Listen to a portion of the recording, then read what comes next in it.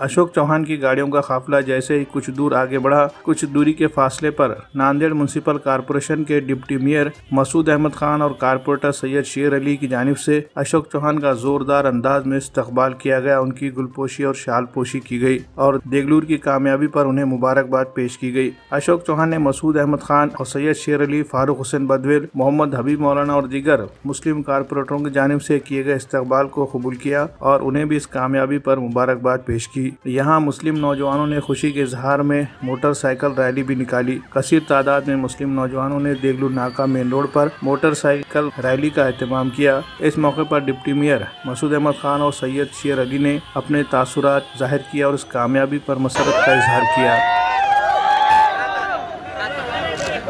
अरे भाई मोबाइल पिछले फोन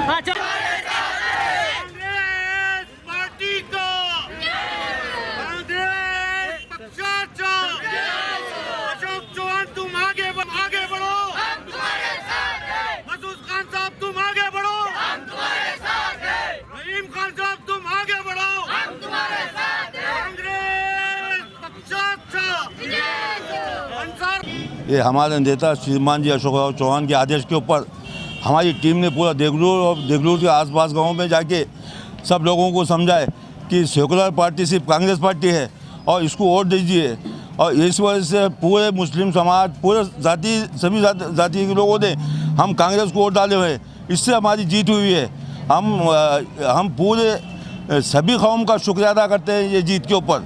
और सब में पहले हम हमारे साहब अशोक चौहान, डीपी सावन, अमर भाव और हमर्दे साहब का शुक्रिया अदा करते हैं, क्योंकि उन्होंने हमको सबको काम के लिए सब जगह हमको भेजे थे और उसमें पूरे सब कौमों ने हमारा साथ दिया और हमको हमारे बोलने के ऊपर वोटिंग डाले, हमारे साहब के बोलने के ऊपर वोटिंग डाले। मैं अपने इससे शुक्रिया अदा करता हूँ सबको।